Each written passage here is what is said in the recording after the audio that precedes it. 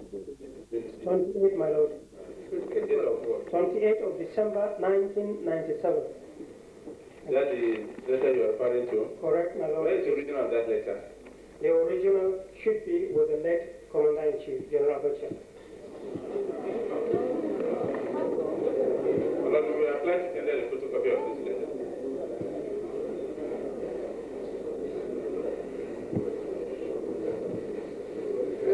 My lord said General Adisa, the alleged author of the letter. Adisa, that's what he wrote. Are you calling me? My lord, he is appearing for the commission next tomorrow.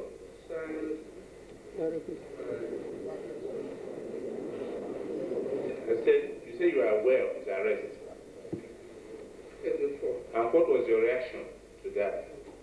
First, I thought my lord would have allowed me to have gone through the letter, but because of the overruling, I will now want to give how the petitioner was arrested.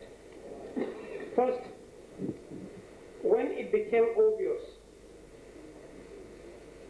that they had to strike at the slightest opportunity, it became very serious such that I had not any single access of going out because of the several teams that were assigned to assassinate me.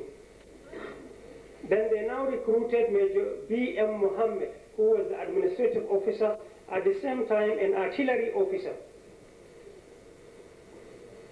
He was to be used in taking over the voice and to bridge the gap. In case I'm assassinated, he was to take over control.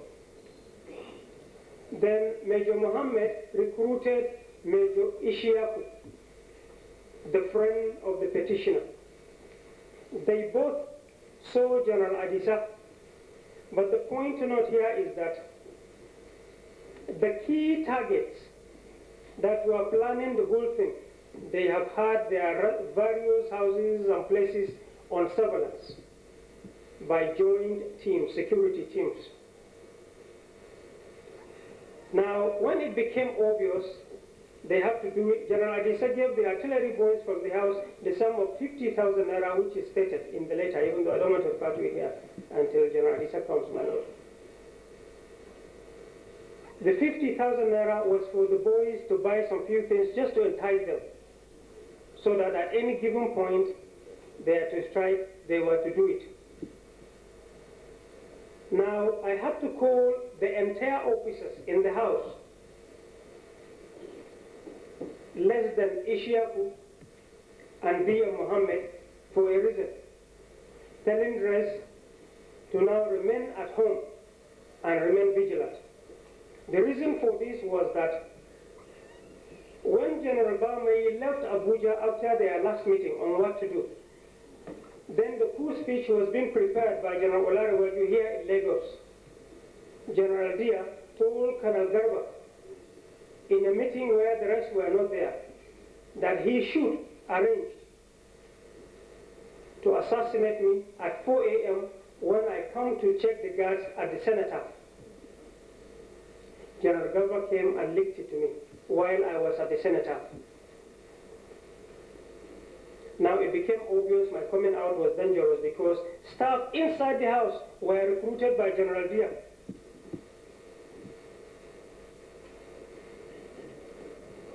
Then the SSS were now mounting on Major Ishiaku because he was the commander of the artillery boys. Even after I talked to them, the petitioner now came and he was with Ishiaku. They had long discussions. And unusually, they were staying longer at the mess. And every daily surveillance chat were being compiled by these joint security teams. And to show you the way Villa works, which I said before, is that you watch me, I watch you. That is the design. It's a mirror. So I too was being reported upon. They watch me, even though the DGSS was there and he denied it. They watch everybody and they report. That content of surveillance report brought about the petitioner's involvement. It was there. He never came to tell me This is what Ishaku told me. I'm coming to tell you something. Just here, in a nutshell. Now, Ishaku was arrested first because in one of the audio cassettes which General Sabo had with him when he took a tape on him and had discussions with General Adisa, was that either Major Mohammed or Major Ishaku, one of them was to assassinate me. Unusually, one day in the afternoon, Major Ishaku came frowning and mad with me and mad with everybody. God was great. At that point in time, he was armed and he cocked his pistol on me. He was disarmed. That was why it was Major Ishaku who was first arrested in that coup. He cocked it. We removed a bullet from the chamber, but he never shot me. But having known his role, that's why he was first arrested. He was arrested. He was the only person I physically arrested in that entire coup. The rest were arrested on 20th of December. Now the petitioner. Despite what any other person was telling me, there are several things I wanted to say concerning him that I overlooked, and forgive him and continue to nurture him to grow. And I hope I will say it. So here,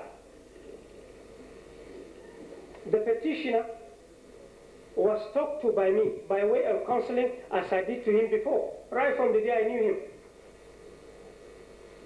And I let go. It was finished. I gave him money. I borrowed him a vehicle. I made sure he went on that course to judge. I talked to judges. But later on, I was accused by SIP.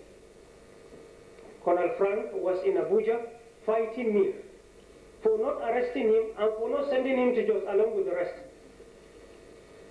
I bear the blame. I too appeared before the same panel he appeared before. And that's why I'm requesting, with due respect, my Lord, this Honorable Commission, look at the SIP's report, and then why the first team, led by Colonel Frank, came and questioned me and queried me. Hold on. I hope you're taking record of what he wants you to subpoena. Exactly, my Lord. We have subpoenaed of this document. You have subpoenaed them? Yes, my Lord. Yes, go on. So, my Lord, I gave him money. I treated him like my real junior brother. Make sure he goes on the course. He left. It was out of appreciation he sent that letter to me. So the issue of his arrest was by the SIP. When they came to Abuja, they reported me.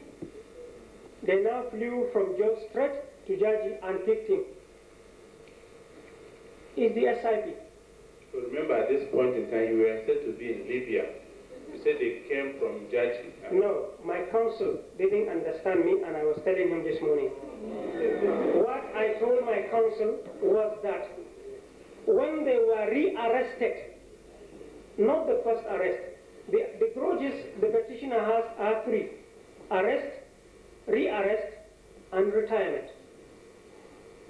The arrest was by the SIP. What date? I can't recall the date, my Lord. First arrest was 7th of January, 1998. Yes. Then the rearrest. I was in Libya, my Lord. When the three of them were released, the petitioner, Colonel Bako, and Colonel Yakase. But they all came back to the villa with venom. This is what I was told. They came to fight officers whom they said mounted surveillance on them and reported on their activities, which led to their initial arrest. There was confusion in the villa. Some of the officers told the late head of state. The late head of state ordered for their rearrest. So they were rearrested while I was in Libya. But as a commander, they said, I ordered for their arrest. This is if also this commission will not find out from the commission, from the SIP. When they were in the cell, this was their sum deduction. This is the discussions they used to have in the cell. The SIP had it. And they agreed on it. I didn't order for their rearrest. They were taken before the panel, before I even returned from Libya.